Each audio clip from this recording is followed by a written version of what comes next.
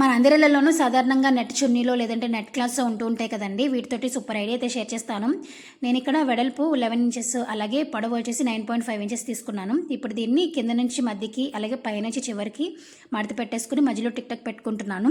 ఇప్పుడు అటు ఇటు కూడా మీ దగ్గర ఏవైనా పూసలు కానీ లేదంటే ఏవైనా డ్రెస్ పూసలు ఉంటాయి కదండి, అవైనా పర్వాలేదు, మీ దగ్గర ఏముంటే అవి వాటితో ఫిల్ చేసుకొని టిక్ టాక్ తీసేసి మిగిలిన క్లాత్ని ఇలా మధ్యకి ఫోల్డ్ చేసుకుని ఇలా దగ్గరికి లాగితే ఇలా పువ్వులాగా వస్తుందండి. దీన్ని ఇప్పుడు శుద్ధి దారంతో స్టిచ్ చేసుకొని పక్కన పెట్టుకోండి.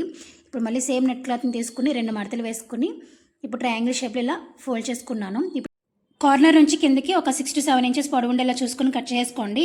కట్ చేసుకుని ఓపెన్ చేసి ఇలా హాఫ్ మూల్లో వస్తుంది. మధ్యలో పట్టుకొని దగ్గరికి ఇలా లాగితే ఫ్రిల్స్ వస్తాయండి. ఈ రెండింటిని పట్టుకొని ఒక స్టిచ్ అయితే వేసుకోవాలి. వీడియో అర్థం కాకపోతే ఆల్రెడీ లాంగ్ వీడియో కింద ట్యాగ్ చేసి ఒకసారి చెక్ చేసేయండి. ఇప్పుడు సేమ్ కలర్ క్లాత్ని చిన్న స్ట్రిప్ లాగా కట్ చేసుకుని మధ్యలో దారం కనిపించకుండా చుట్టేసుకుని కుట్టేసుకోవాలి. బ్యాక్ సైడ్ మీకు హెయిర్ బ్యాండ్ కావాలంటే హెయిర్ బ్యాండ్, లేకపోతే టిక్ టాక్ కావాలంటే టిక్ టాక్ అటాచ్ చేసుకుంటే అంతేనండి. చాలా ఈజీగా హెయిర్ బాబ్ అయితే రెడీ అయిపోయినట్టే. నచ్చితే కనుక లైక్ చేయండి. Thank you so much.